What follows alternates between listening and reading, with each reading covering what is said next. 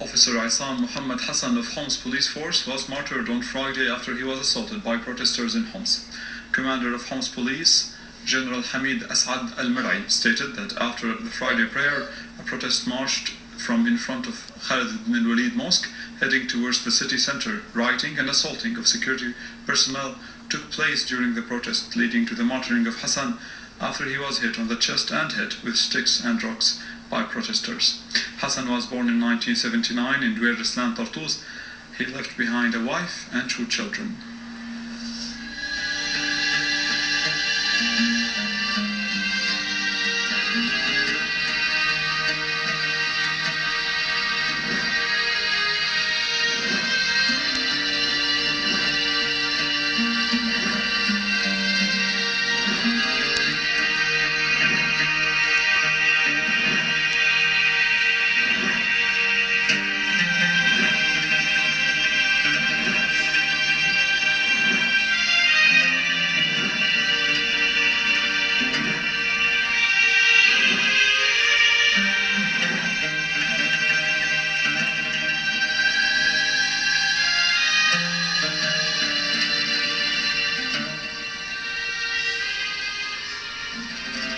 Without security force intervention, groups of citizens took to the streets after Friday prayers in different Syrian cities, chanting slogans for Syria, freedom, and the martyrs. Reporters in the Syrian governorate said that most of these gatherings broke up after a short time and normal life prevailed in the residential areas. In Dar'a governorate, thousands of people gathered at the Justice Palace Square in the city after Friday prayers, chanting slogans calling for freedom without the presence of police, security, or armed forces. In the rest of the governorate, the cities of Derbasiyeh, Qamishli, Deir ez-Zor, Homs, Banias, Jable, Hafeh, Hama, and some areas of Damascus countryside witnessed limited gatherings which broke up without friction with security forces, with life returning to normal afterwards.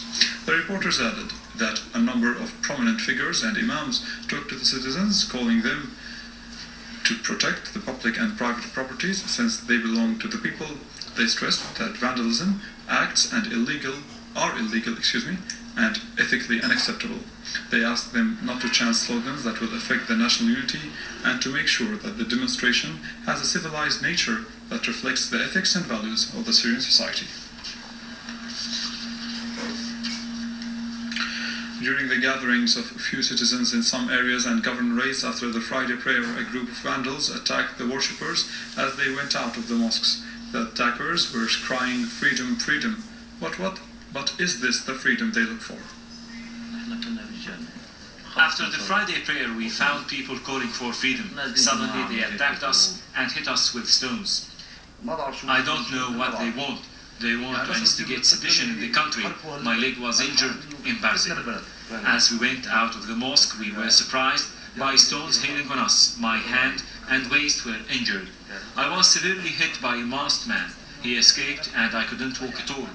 We were surprised by 2 men over a motorbike. They hit me and the stones were thrown on us. They broke my leg. I was going to buy some vegetables. Near the mosque, I was hit by stones. My head and foot were injured.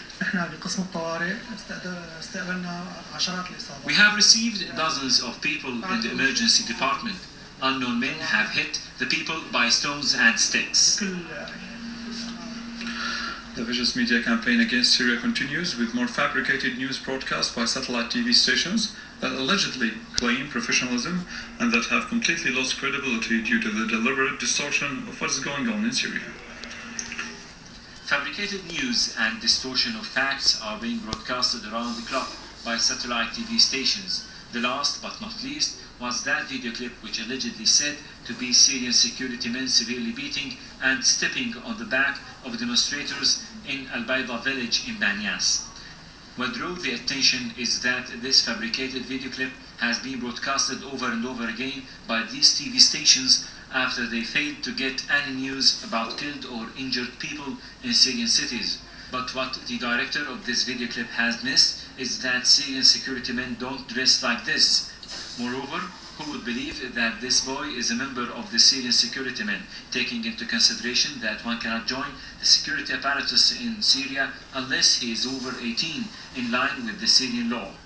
One has the right to raise the following question: would a sane man believe that such a brutal and ruthless security apparatus as they claim allow cameras to film such inhumane acts, bearing in mind that this video clip was shot by TV cameras and not by mobile phones? A question needs to be answered by those who claim professionalism.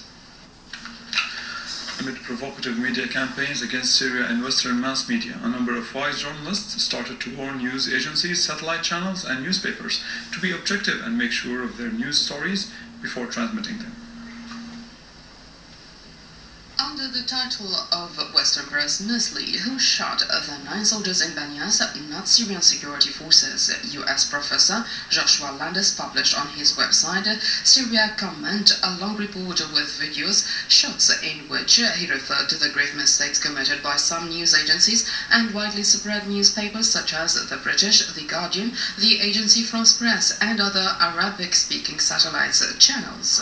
Landis said that a number of news reports about AFP and The Guardian and other news agencies and outlets are suggesting that Syrian security forces were responsible for shooting 9 Syrian soldiers who were killed in Banyas last Sunday.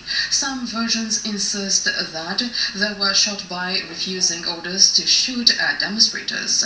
The writer said that the considerable evidence suggested that this is not true and that the Western journalists are passing on bad information. Landis said a video on one soldier confessing to being shot in the back by security forces and linked to by The Guardian has been completely misconstructed. The Guardian irresponsible repeats a false interpretation of the video provided by an informant. Landis added that the video does not support the story that The Guardian says it does. The soldier denies that he was ordered to fire on people. Instead, he says he was on his way to Banyas to enforce security. He does not says that he was shot at by government agents or soldiers. He went on to say that the interviewer tried to get the wounded soldier to say that he had refused orders to shoot at people when he asked, "When did you not shoot at us? What happened?" The soldier rejected the story, which the interviewer wanted him to admit, after shedding light on the contradictions mentioned in the testimonies presented by people presenting themselves as opposers in Syria and abroad, and the mistakes committed by Al Jazeera and Al Arabiya satellite channels. The writer refuted the false stories mentioned by some websites about the so-called top-secret intelligence memo giving instructions to intelligence forces that it is acceptable to shoot some of the security agents or army officers.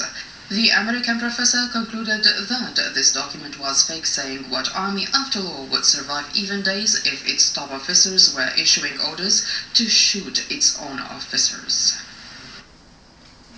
Syrian community in Venezuela has asserted their support for the stance of President Bashar al-Assad in defending